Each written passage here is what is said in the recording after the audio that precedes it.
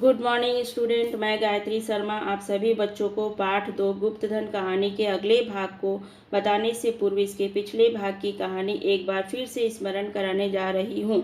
तो बच्चों, अब तक आपने देखा कि प्रभुदास चट्टान पर बैठकर सोचते हैं कि इस चट्टान को कैसे तोड़ा जाए।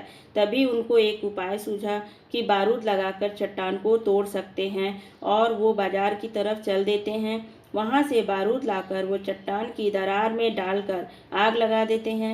चट्टान टूट जाता है और उन्हें मगन सिंह के पूर्वजों द्वारा रखी संपत्ति मिल जाती है। अब आगे की कहानी इस प्रकार है। प्रभात का समय था। प्रभुदास अपने कमरे में लेटे हुए थे।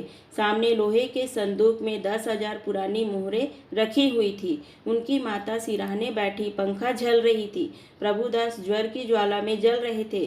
करवटें बदलते थे, कराहते थे, हाथ पांव पटकते थे, पर आंखें लोहे के संदूक की ओर लगी हुई थी। इसी में उनके जीवन की आशाएं बंद थी। मगन सिंह अब पजावे का मुंशी था, इसी घर में रहता था।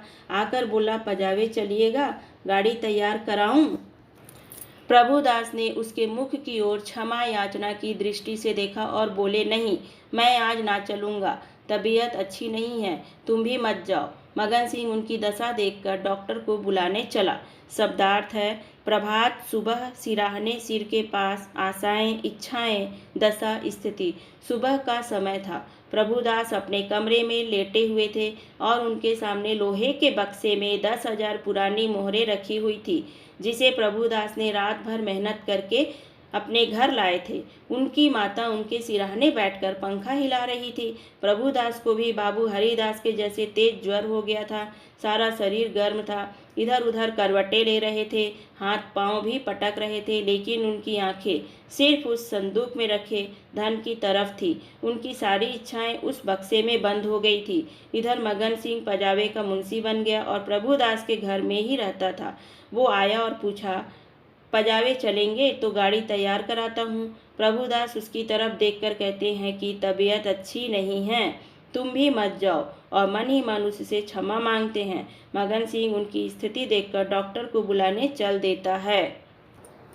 10 बजते बजते प्रभुदास का मुख पीला पड़ गया, आंखें लाल हो गई। माता ने उनकी ओर देखा तो शोक विह्वल हो गई। बाबू हरिदास की अंतिम दशा उसकी आंखों में फिर गई।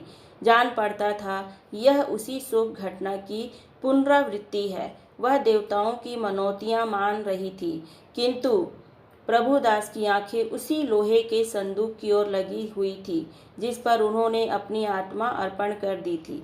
शब्दार्थ है, शोक, दुख। जैसे ही 10 बजे प्रभुदास का मुख पीला पड़ गया और उनकी आंखें लाल हो गई। उनकी मां ने उनकी ओर देखा तो दुख से व्याकुल हो गई। उन्हें अपने पति हरिदास की अंतिम घड़ी उनकी आंखों में दिखाई देने लगी। ऐसा लग रहा था कि उस पुरानी घटना को फिर से दोहराया जा रहा है।